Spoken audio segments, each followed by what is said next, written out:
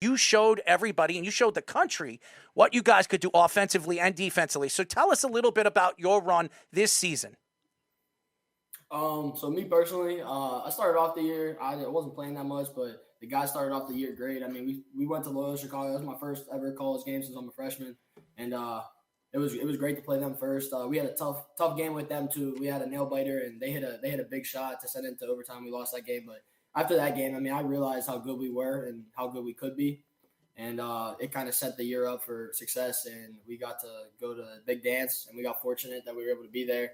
And we got to play in the first four, which was really cool. And not a lot of teams get to experience that. So I was thankful that we were able to experience that and get a win too, get some steam rolling ahead of the Purdue game. And then I'm sure everybody saw the video of Coach telling us how he believed in us beating Purdue. And once he said that, we believed it more, and it helped. So.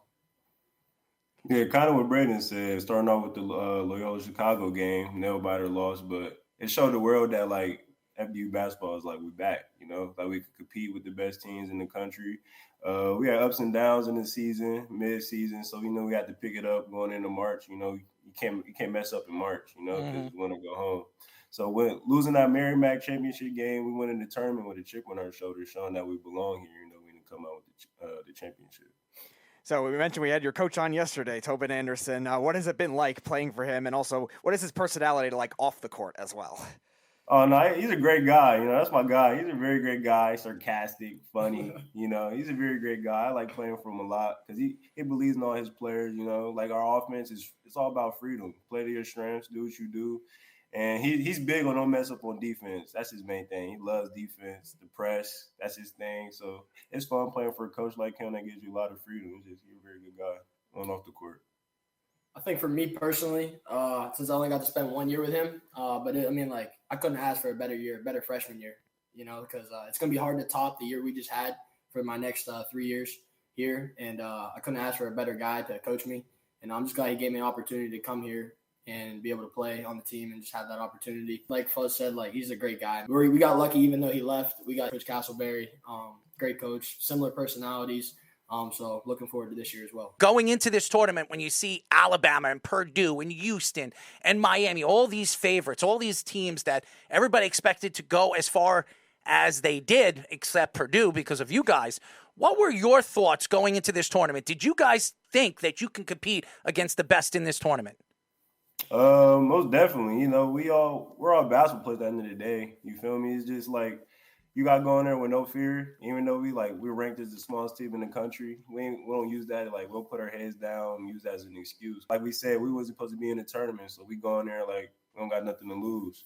So we go in there with nothing to lose, fearless. Our play style, fast. Play on play. Don't worry about mistakes. It's just go out there and play to your best ability. Leave it on the floor. To add to what Sean just said, a lot of us, Sean just came from Stack, from a D2 school. I'm a walk-on, so a lot of the guys from our team kind of all have the same mentality of we got nothing to lose, so we just play as hard as we possibly can, and we feel like we got to prove something to the world. And when you get opportunities put on the big stage, sometimes you only get one chance at it, so we wanted to make sure that we were everything was going good. We were hitting on all cylinders, and we got fortunate enough that we got to pull out the big upset. What was the point in that game where the emotions say they're okay, maybe we can actually do this thing? What point was that in the second half? The first half, when was it for you guys? Honestly, from the jump, we started out with a 5-0 run on starting off on offense. We had 5-2, I think, starting off, and we just realized keep playing this tempo throughout the whole game because a lot of teams in the Big Ten aren't used to playing our tempo, our speed. So it tends to wear down on them throughout the game. So we as we notice throughout the game where our press, we see it tends to wear them down a little bit. So we just keep our foot on the gas and just don't let up. For me personally, it was in the second half. I think it was 5 minutes to go. It was right before I got subbed out for the rest of the game. But somebody got a back tip, a steal, and I pushed out and pushed the length of the floor. And I think I got fouled, but I had a dump off to Sean. And he finished it, but obviously it didn't count. But once we got that steal and we were up, I think we were up 3, and I knew we had the ball. The confidence obviously was extremely high, and I started to think to myself wow, we really can do this, and it's gonna happen, So it was a great feeling.